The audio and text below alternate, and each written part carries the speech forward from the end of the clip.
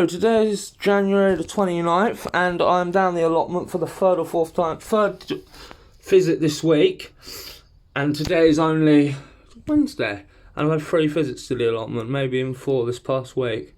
I've got my temporary greenhouse set up over there, but that's where I'll be transplanting these Moneymaker F1 hybrids when I get them into the bigger containers than this. This is like a 2-litre fruit pot, and as you can see I've got it with enriched compost, perfect for germination of these sweet millions. You sow them indoors January to May and you harvest July to September, so they've got a fair amount of time to grow, but as you can see there's only a gap where you March and then you can start harvesting them in June, July to early to late to September.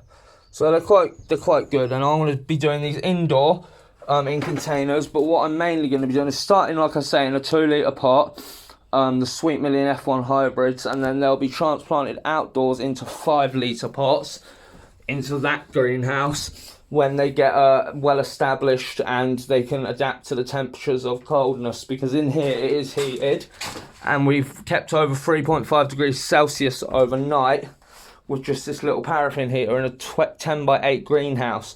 So I've got more than enough room, quite an adequate amount of room for even 2 people to swing around in here, and it's nice. It's a really nice greenhouse. I've started getting there now. I've started clearing up around the plot, as you can probably tell and see, but there's not really much more to show you other than that trellis that I put up there to train the ivy up so that it'll grow up there. I've also built that front fence that's new out of the pallets that are here, and my Bernie bin, and that's going to be my little communal area that side next to the fence, and then we're going to have this area as sort of netted off maybe. Here's my fruit cage. I've planted 2 new plants in here, 2 new fruit bushes. I've planted a blackberry cane, and I've also planted a raspberry cane within about 3 foot of each other, sort of thing. So that's all going well. We've got 1 raised bed here which needs filling with compost, and we got 1 which I can take you around to show you actually, which would be easier. So yeah, the other raised bed is about 3 foot in width by about 6 foot in length, so it's a fair size, like a 6 by 4 foot raised bed over here.